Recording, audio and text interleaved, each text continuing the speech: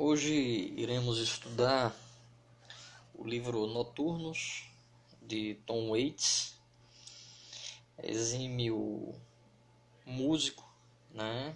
Cantor de blues, rock, e que nos traz uma atmosfera muito contemporânea e marginal, né? Em sua poesia, em suas composições musicais. Bem, existem duas partes dentro desse livro que merecem atenção. A primeira delas é exatamente a coletânea de pequenos excertos de entrevistas que ficam bastante notórios, né? Os depoimentos de Tom Waits sobre a sua própria arte, sobre a sua própria produção, e os poemas que seguem propriamente ao livro, né, de poemas e de letras de Noturnos, né? Bem, existem algumas referências já nas entrevistas de Tom Waits, né, nesses excertos, nesses fragmentos que foram coletados para a abertura desse livro, que merecem destaque e que já apontam uma direção para a perspectiva da produção de Tom Waits. A primeira delas, que merece menção, é exatamente a reverência, né, que Tom Waits faz ao literato Charles Bukowski. Charles Bukowski, né, ele se consagrou exatamente por escrever narrativas sobre pessoas que estavam na marginalidade, no submundo, criminosos, beberrões, pessoas que não estavam na esfera privilegiada da sociedade. E, portanto, essa vivência era uma vivência extremamente particular e completamente fora do padrão. E isso, né, vamos dizer, vai ser uma tônica das poesias de Tom Waits, das letras de Tom Waits. Se a gente for perceber, né, até mesmo a condução das suas letras como narrativas de vivências marginais, elas não se devem apenas ser entendidas como motivadas pelo estilo musical do blues. A gente pode já sondar que existe uma referência a uma leitura constante do Charles Bukowski, que também imprime a escrita da letra musical como menos lírica e mais narrativa, né? E também com uma temática constante sobre a marginalidade. Inclusive, existe até uma explicação do próprio Tom Waits, né, de como ele enxerga esse lirismo das suas letras como personagens tais quais estivessem dentro de uma narrativa. E ele relaciona isso muito bem também com a capacidade que ele tem de representar em outras linguagens. Por exemplo, Tom Waits, ele trabalhou no cinema e diz ele, né, em entrevista, que aquilo o ajudou, né, no que diz respeito a ser capaz de desempenhar diferentes personagens dentro da sua música, né, que não comprometessem o seu próprio sentimento, né? Em verdade, as pessoas hoje falam muito, né, de cantar com sinceridade, cantar com o coração, cantar com a sua verdade, enquanto o próprio Tom Waits ele enxerga, né, as suas letras, enxerga o seu canto, né, como uma possibilidade de criação, de revestimento de um personagem que se separa dele, né? Obviamente ele está interpretando, né? Ele está teatralizando uma vivência marginal, a tônica constante é essa, né? Mas sem a ingenuidade, né, de imputar uma verdade, né? Mesmo porque, se isso acontecesse, ele não teria tanta variação de vivências dentro das letras da sua música, né? Veja que você tem uma variação muito grande de vivências marginais dentro das letras musicais de Tom Waits. Bem, e o mais interessante é que a leitura do mundo também para Tom Waits é como uma leitura de filme também. Ele mesmo coloca isso, né? A narrativa fílmica, né? Ela contaminou tanto o olhar humano, né? Influenciou tanto que ele mesmo fala que o tempo que sobra, né?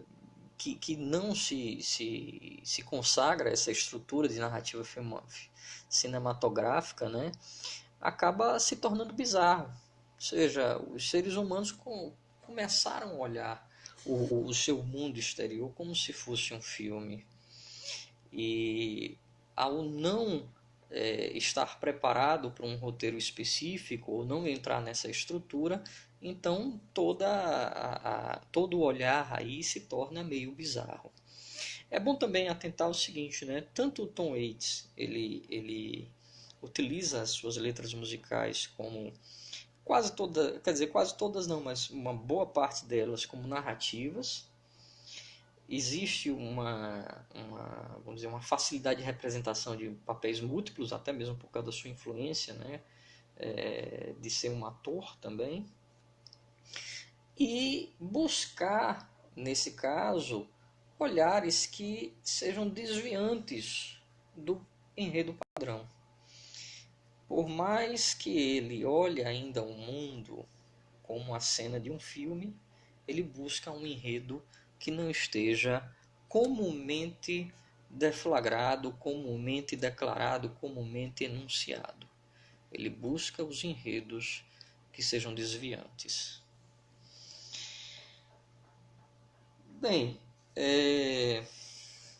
a partir daí, a gente vai ver uma série também de constantes dentro das suas letras de música, né? Eu separei umas 12 composições poéticas que vão se transformar em músicas, né? Tanto é que eu vou adicionar alguns links aí para vocês, né? Em que ele diz exatamente que o eu lírico, né? Ele busca uma sensação e não um pedaço de geografia concreta, ou seja, é mais importante para o eu lírico uma vivência com vitalidade, com vigor, do que exatamente a posse de um objeto, ou então a compra de uma determinada localidade. Então, ou então uma viagem com um roteiro já traçado. O que se busca é uma sensação e não uma posse que lhe dê autoridade. E não, vamos dizer, o que se busca é uma vivência alternativa ao sistema capitalista que imputa desejos na mente humana.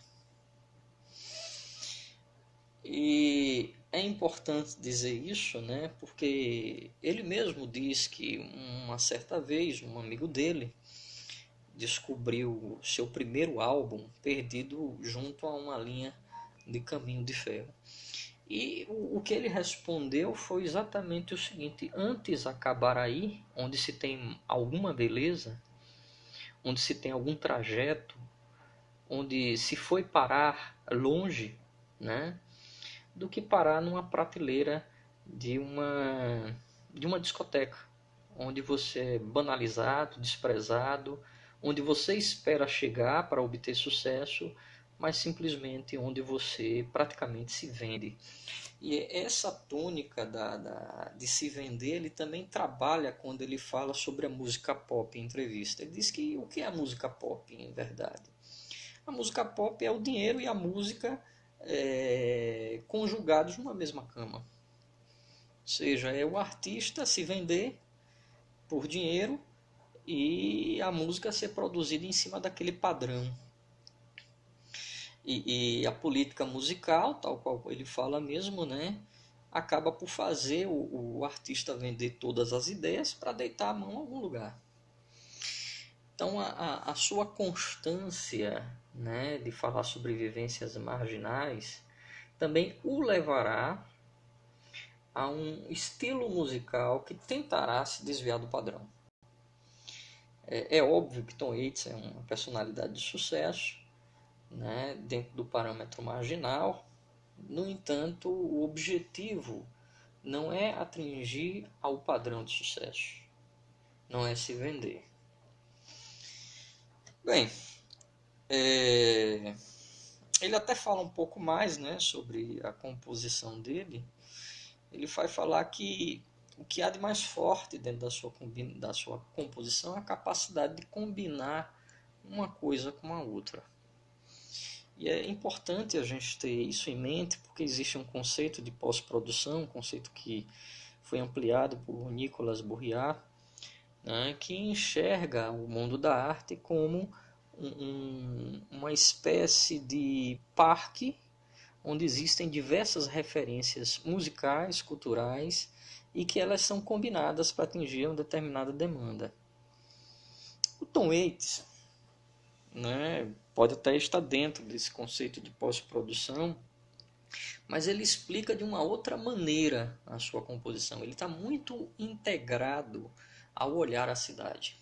E a gente vai ver em algumas outras letras essa questão do olhar a cidade, né, tal qual um flaneur, né?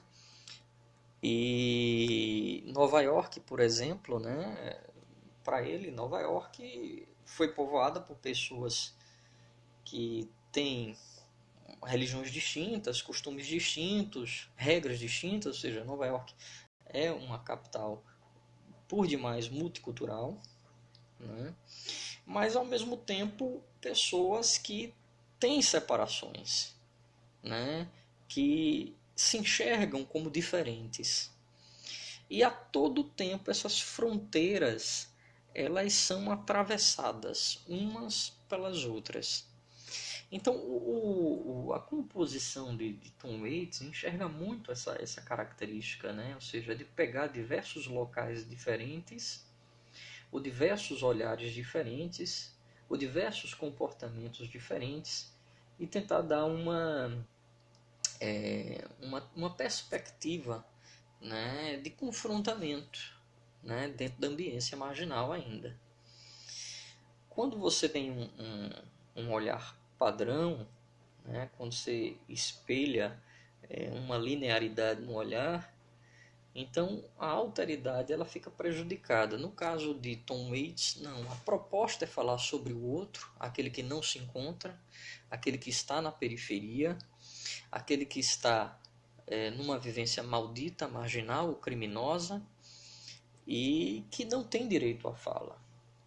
Então é importante enxergar esse diferente. E dentro desse diferente existe também um olhar da diferença, sobre a diferença dos outros. Bem, e dentro da própria estrutura da música também isso vai interferir. O próprio Tom Waits vai dizer que há pontos na música em que ele sai de um estilo, vamos dizer assim, sai de um estilo africano e vai se encontrar com o estilo norte-americano, né? E esse transporte de um lugar para outro, né, acaba por gerar uma própria geografia que é uma geografia musical, né? Ou seja, as músicas ao colocarem em confrontos ou em conciliações tantos estilos ao mesmo tempo, né, acaba por gerar uma geografia única no mundo, né, que é exatamente essa em que vários passantes convivem. É óbvio, né, que isso também tem muito a ver com Nova York, na opinião de Tom Waits, mas isso tem muito mais a ver com o olhar do artista, né, que está comprometido com a alteridade, com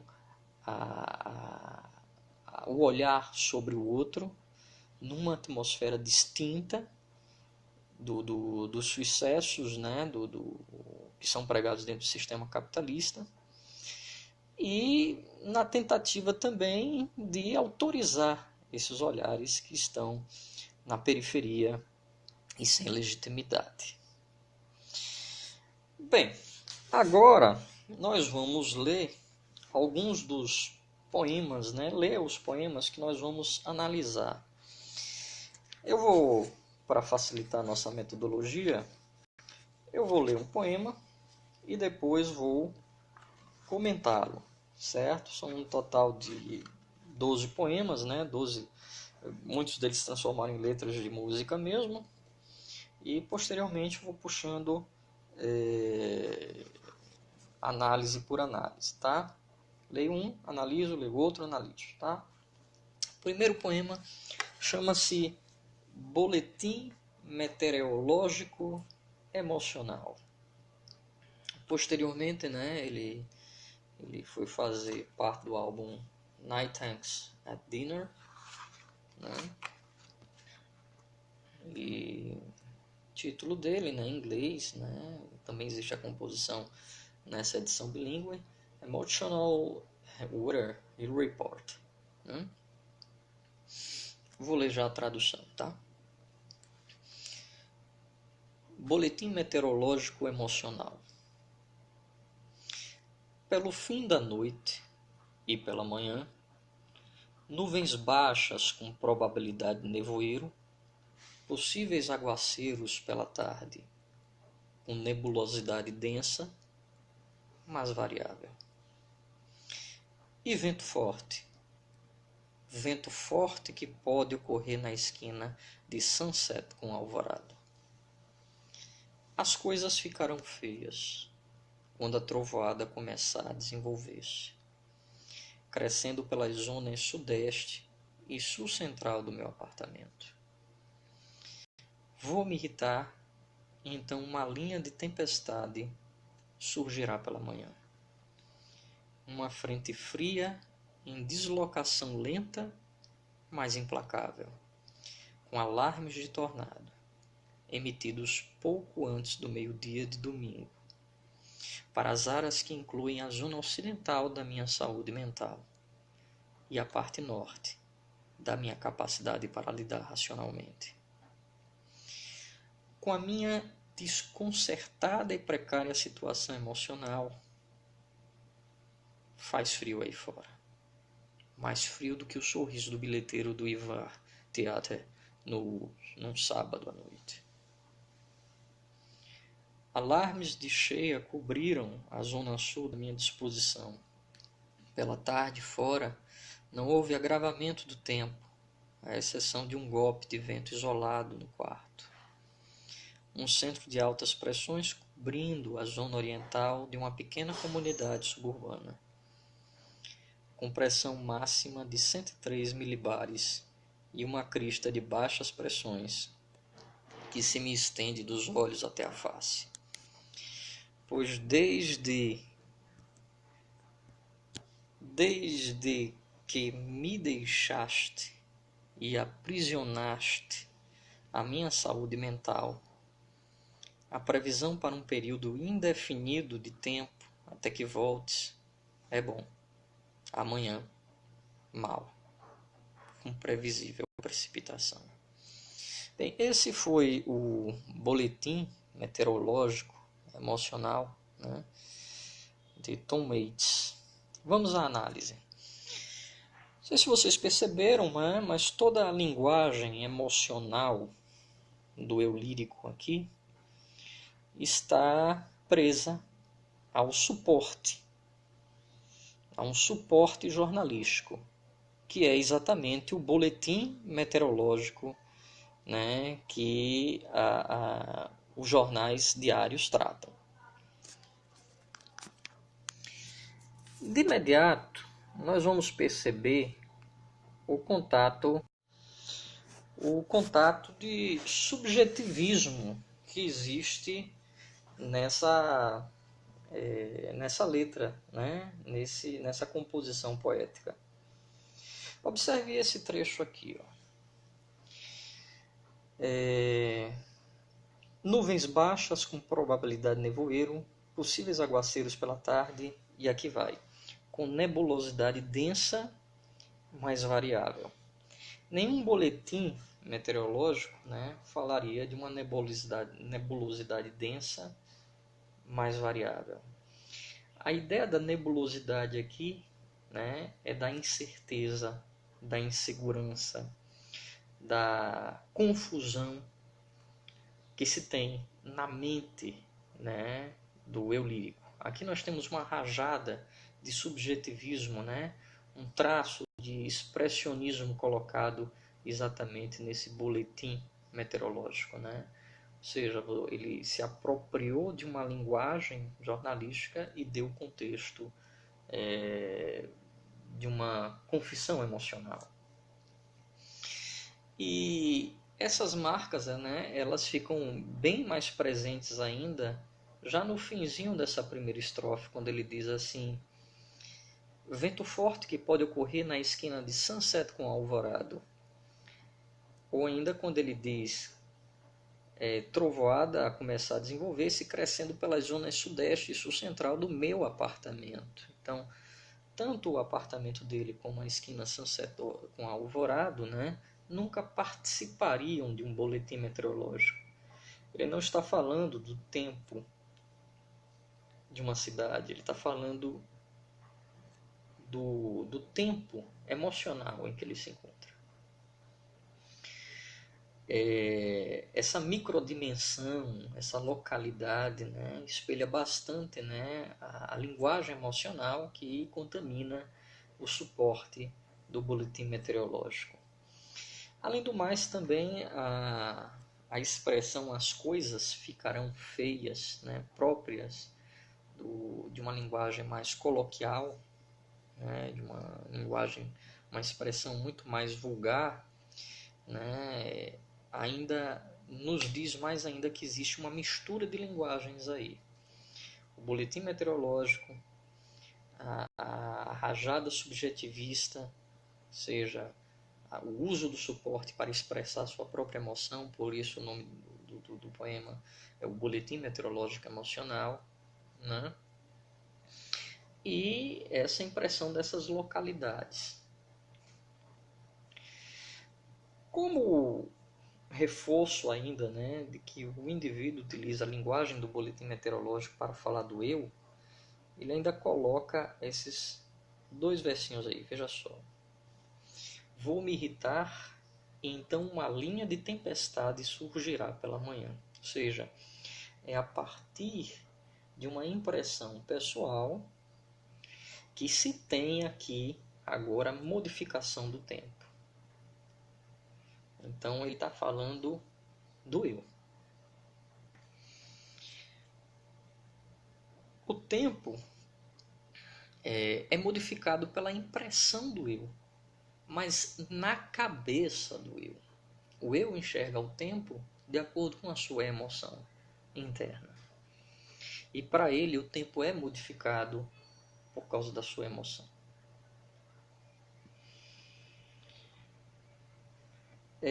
Existem algumas situações dentro dessa composição que a gente tem que prestar atenção. Por exemplo, os alarmes de tornado eles são emitidos pouco antes do meio-dia de domingo. Nenhuma palavra entra numa composição poética por gratuidade. A fala sobre o domingo expressa exatamente o de uma parada. A parada de uma rotina de trabalho, por exemplo, que nos leva à perspectiva de adentrar os nossos próprios conflitos, no nosso próprio pensar sobre a nossa vida. Então, o momento em que ele está sentindo toda essa nebulosidade, todo esse tornado dentro da sua própria cabeça, é um momento de parada. Um momento em que ele não está trabalhando. E outras referências também são bem interessantes nessa letra, veja. Uma frente fria em deslocação lenta, mas implacável, né? Emitidos, vão adentrar as áreas que incluem a zona ocidental da minha saúde mental. Importante enxergar, né, essa característica da zona ocidental como uma possibilidade de entendermos como um padrão do correto, do que é certo. Ou seja, o que está no Ocidente é aquilo que deve ser aplicado. O Oriente é a parte esquerda, é a parte sinistra. Então, se a frente fria, né, e os alarmes de tornado, né, estão adentrando a zona ocidental da sua saúde mental, significa dizer que essa parte correta, padrão, certinha, ela vai ser abalada. Ele também complementa, né, a parte norte da minha capacidade para lidar com o racional. Parte norte, se a gente for pegar, por exemplo, a referência da bússola, né, nós vamos ver que a direção norte é a direção de referência. É aquela que aponta a orientação correta de onde seguir. Então, se a zona ocidental da sua saúde mental e a sua parte norte da capacidade para lidar racionalmente estão comprometidas por fenômenos naturais dentro da sua cabeça, né? Significa dizer que ele está ficando muito confuso, que ele está perdendo a razão, está perdendo a capacidade de lidar com o racional, está comprometendo a sua saúde mental. E como é interessante, né, que o seu olhar contamina um ambiente. Ele diz bem assim mesmo: faz frio aí fora. Só que o lá fora é a impressão que ele tem, né, sobre o que está dentro dele. E ele ainda continua, né, ele fala assim, olha, faz frio aí fora, mais frio do que o sorriso do bilheteiro do Ivar Theater num sábado à noite. E ele consegue enxergar o tempo, né, consegue ver o espelho do tempo nas pessoas e nas suas rotinas degradantes de qualquer calor emocional. Ou seja, de um sujeito que está trabalhando num sábado à noite, que vende o bilhete, mas que gostaria de não estar ali. Então ele consegue fazer essa, vamos dizer, essa transmissão, né, da ausência de calor humano expresso pelo tempo num próprio humano, com a sua rotina degradante que não captura qualquer calor emocional. Bem, mas por que o indivíduo ele se deixou comprometer em sua racionalidade, em sua saúde mental? Existe uma motivação. Essa motivação ela só vai aparecer na última estrofe, quando ele fala de um abandono. Desde que ele foi abandonado, o seu eu está preso ao suporte do boletim meteorológico. Pois desde que me deixaste e aprisionaste a minha saúde mental, a previsão para um período indefinido de tempo até que voltes é hoje bom, amanhã mal, com possível precipitação. Ou seja, a precipitação aí é uma substituição da amargura do choro. Bem, vamos entrar agora numa outra composição chamada Romeo is Bleeding, Romeu sangra.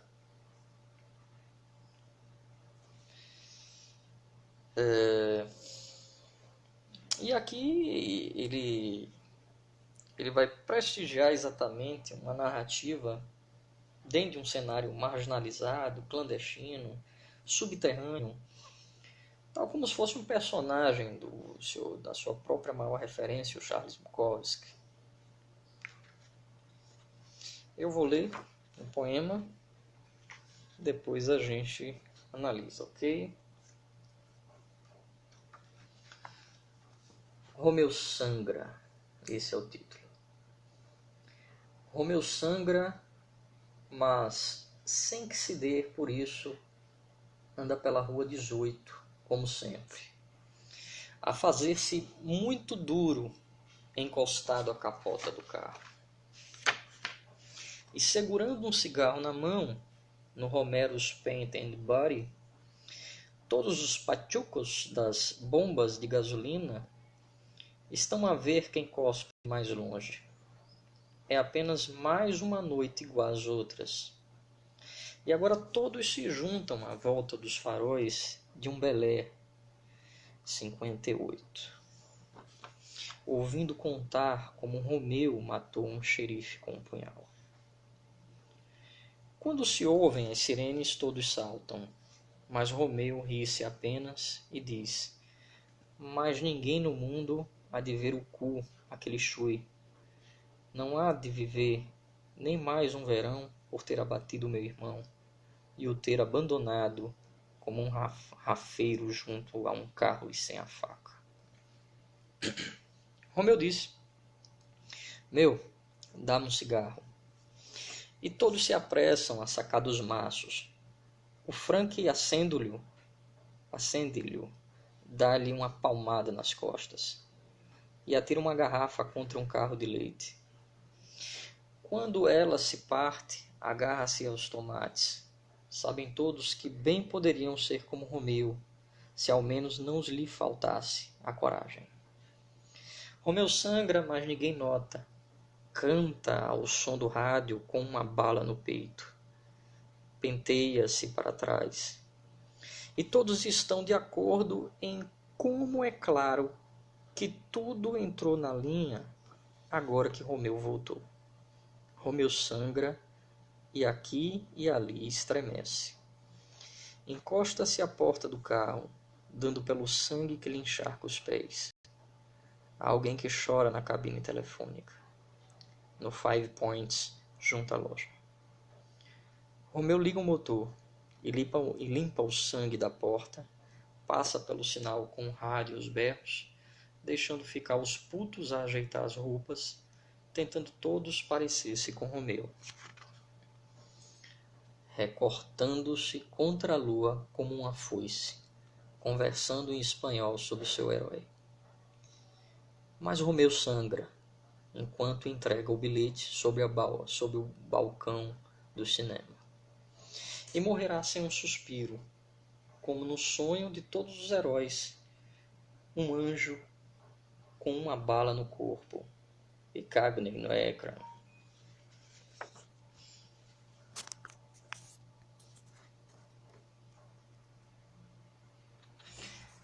Bem, se a gente for dar uma olhada, o Romeu aqui, a sua autoridade, ela deriva do poder de rebaixar outras autoridades oficiais que são repressivas.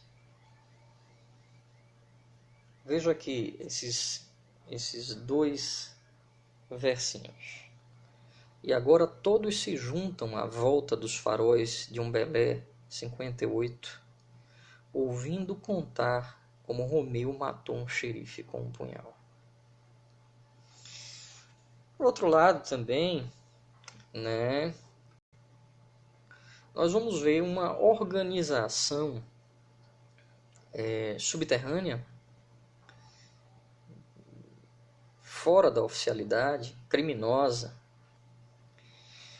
que é organizada dentro da dimensão pessoal. A esfera pessoal é um princípio organizador dos valores das hierarquias da dimensão marginal aqui. E a gente pode ver isso pela própria efetivação da vingança pelas próprias mãos. Veja o que Romeu diz Segunda estrofe. Mas ninguém no mundo há de ver o cu aquele chui.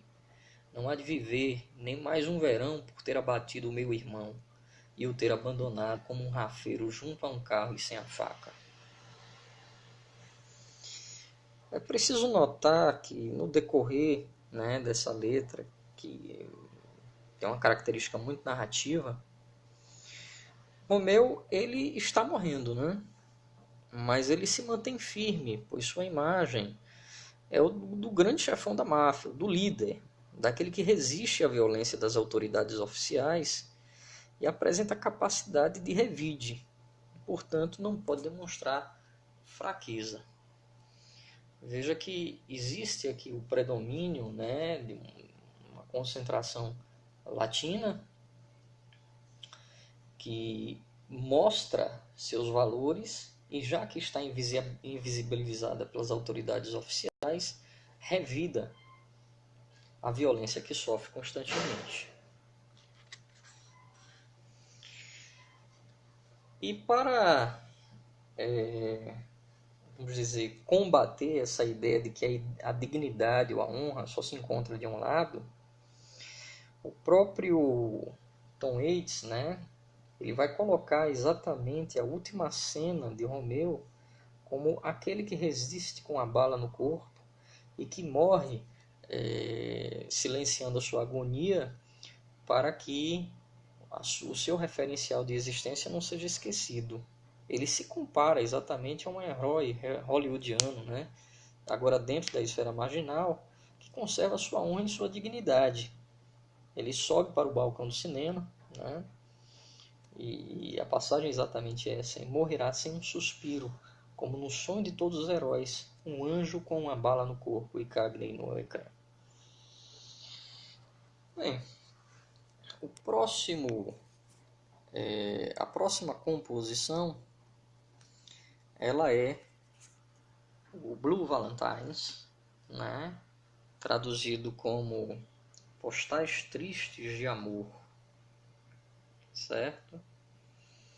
E acontece também como mais uma narrativa dentro de um cenário marginal. A música, né, dessa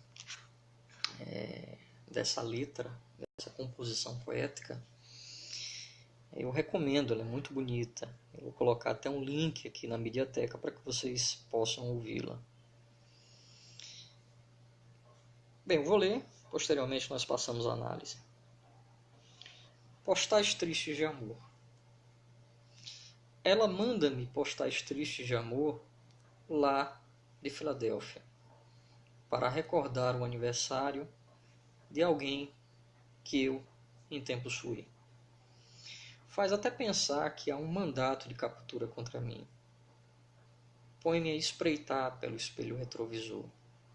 Eu que ando sempre em fuga. Foi isso que me fez mudar de nome. Mas nunca pensei que me viesses aqui descobrir.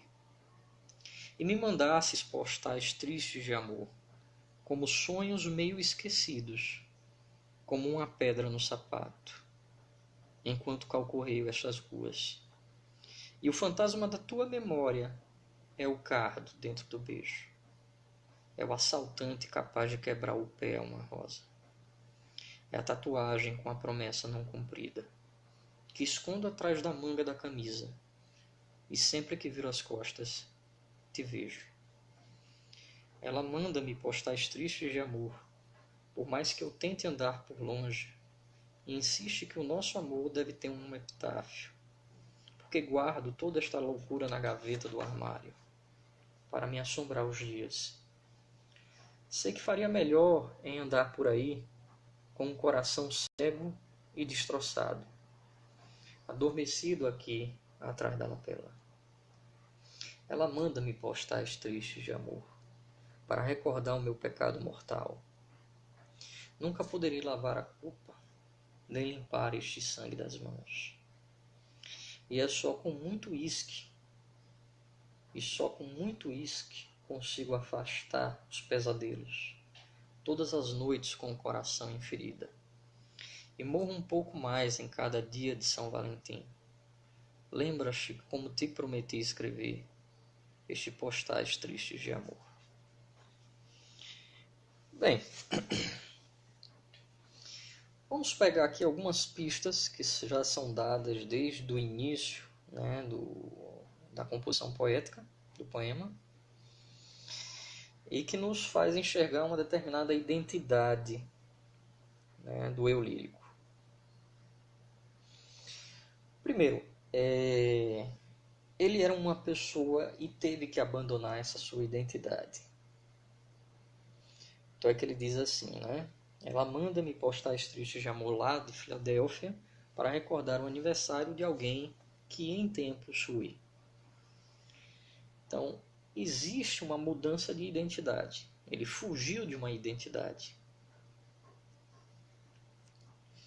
E nova pista vai ser dada aqui, ó. Faz até pensar que há um mandato de captura contra mim. Esse cenário criminoso ele vai se explicitar lá no final do poema.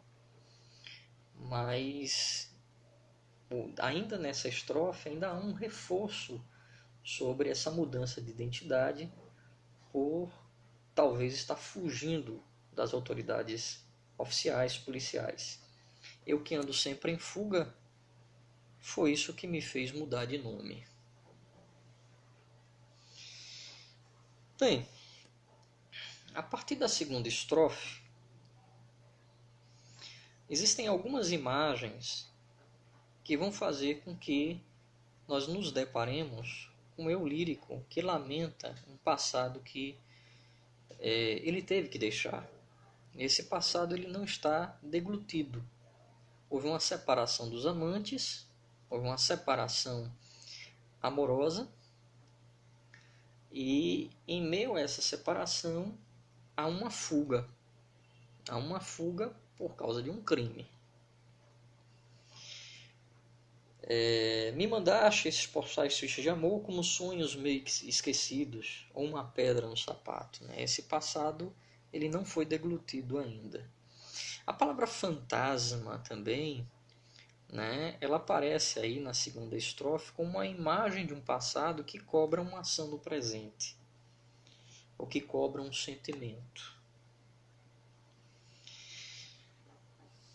Toda essa segunda estrofe, né, principalmente essa parte aqui, é o assaltante capaz de quebrar o pé numa rosa, a tatuagem com a promessa não cumprida, que escondo atrás da manga da camisa, e sempre que viro as costas te vejo,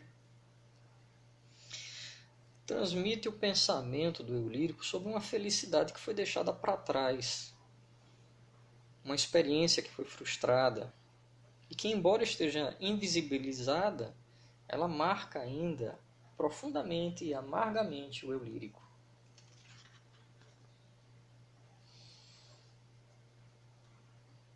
E se nós já tivemos a palavra fantasma como uma imagem, né, que cobra uma ação no presente, uma imagem do passado que cobra uma ação no presente, mais uma vez um termo aqui vai reforçar essa nossa ideia.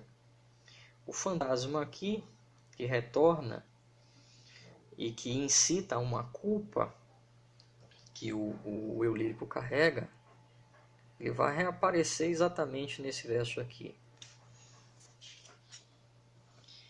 Por que guardo toda esta loucura na gaveta do armário?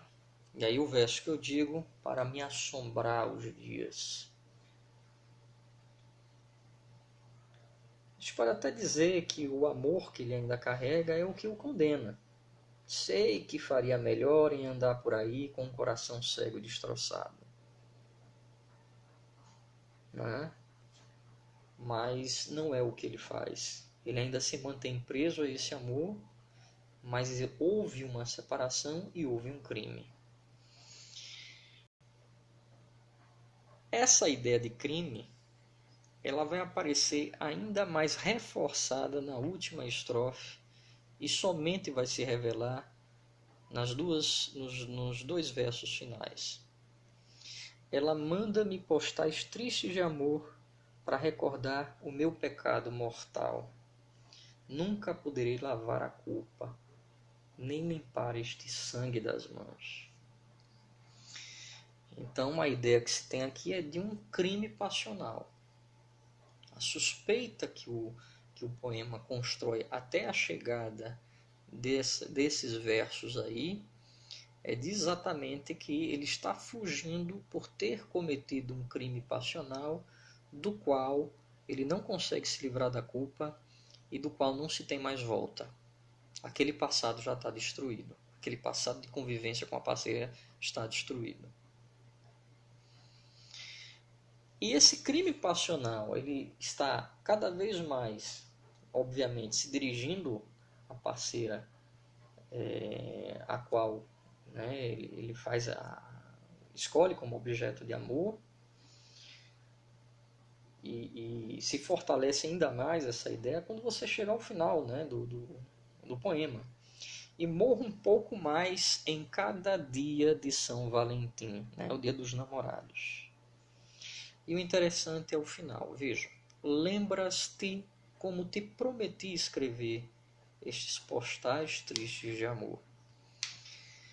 Ela está morta, a parceira. Ele a assassinou. E é ele quem escreve esses postais para se torturar. O que houve aqui foi um crime passional. Ele matou o seu objeto de amor. O testemunho desse assassinato, né, ele acontece como uma confidência de amor, com uma necessidade de confissão para tentar aliviar a culpa, o que não ocorre.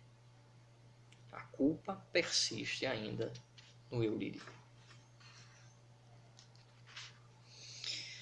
Vamos agora, né, analisar os braços de Ruby, né? Ruby's Arms, né? A próxima composição poética do livro Noturnos.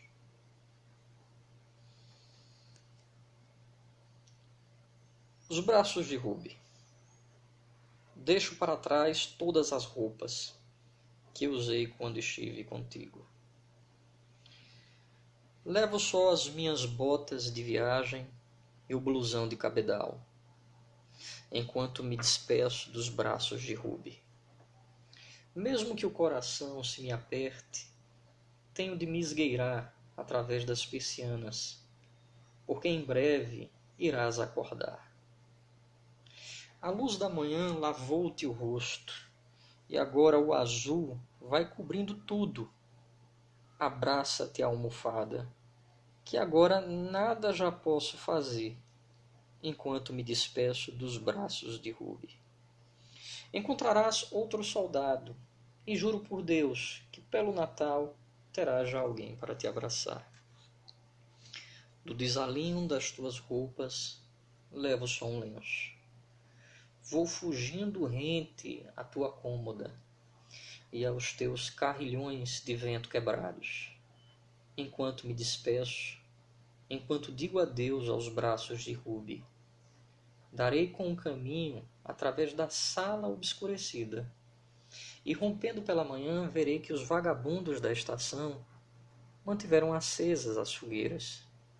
Meu Deus, tanto que chove, e não há meio de um comboio. Não beijarei mais os teus lábios, nem quebrarei o teu coração, enquanto me despeço, enquanto digo adeus aos braços de Ruby. E mais uma vez estamos aqui na temática da fuga e do amor. Na anterior composição, né, Postais Tristes de Amor, Blue Valentines, nós vimos que, embora houvesse uma fuga, havia uma condenação, uma prisão na culpa,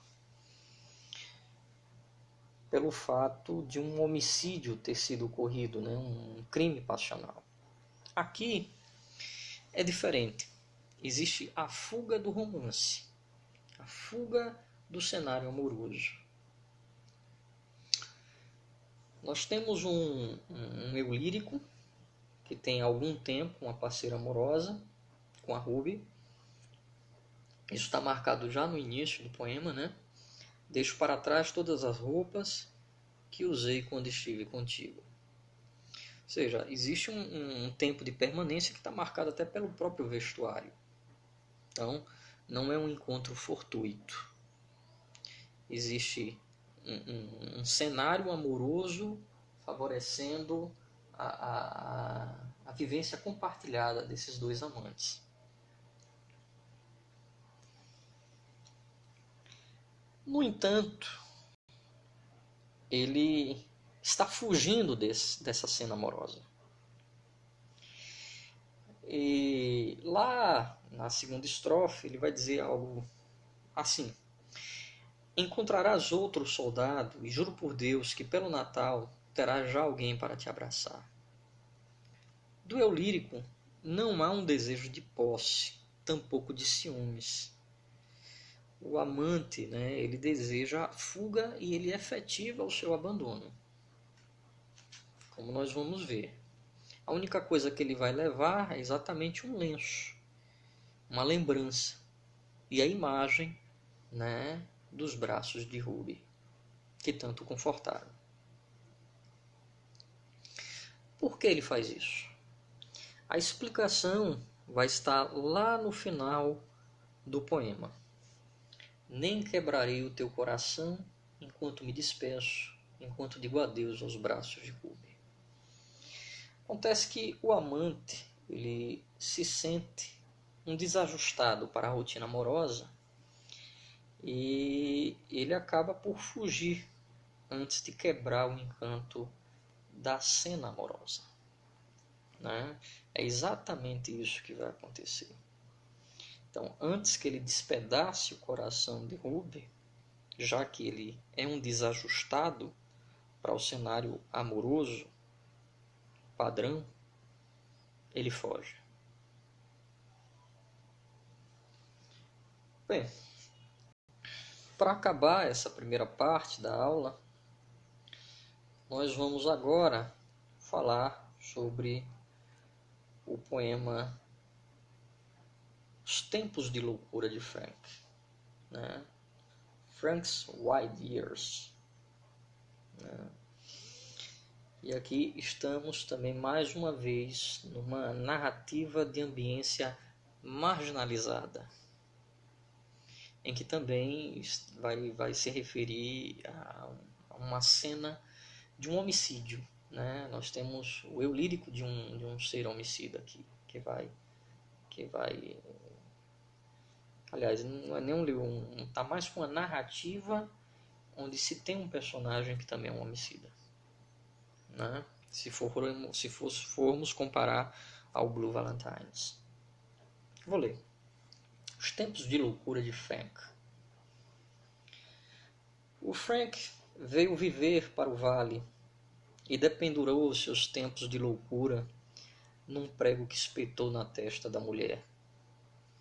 Vendia mobílias de escritório usadas ali para San Fernando Road. Pediu um empréstimo de $30.000 a 15,25% e começou a pagar um apartamento de 2 divisões.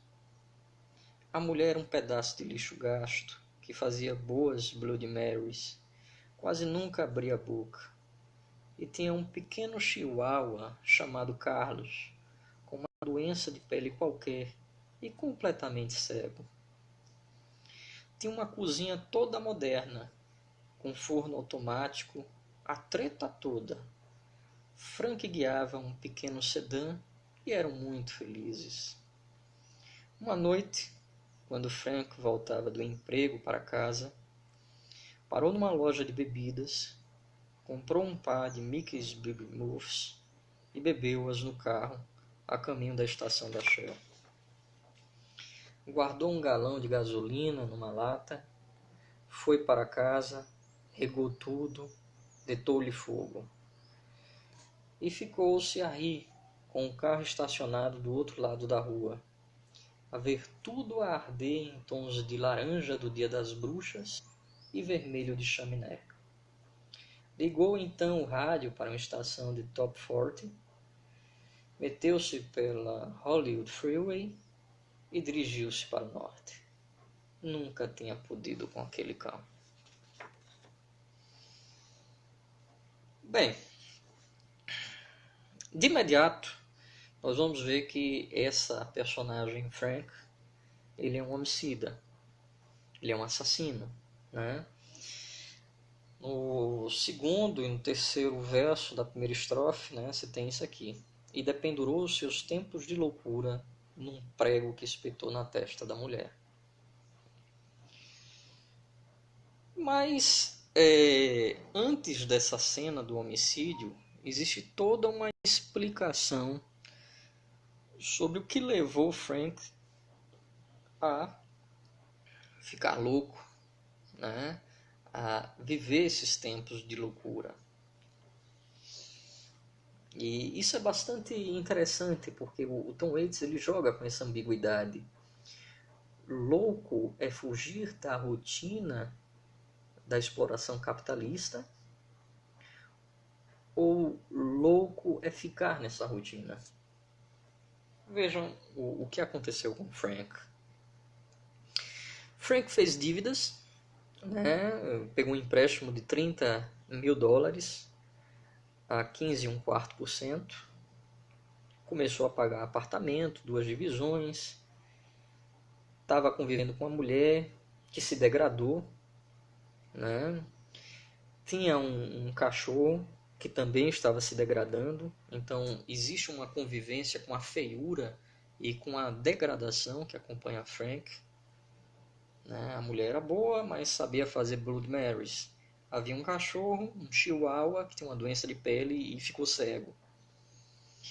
No entanto, havia uma cozinha toda moderna, forno automático, a treta toda. E havia um pequeno segandã que Frank tinha, ficava para lá e para cá.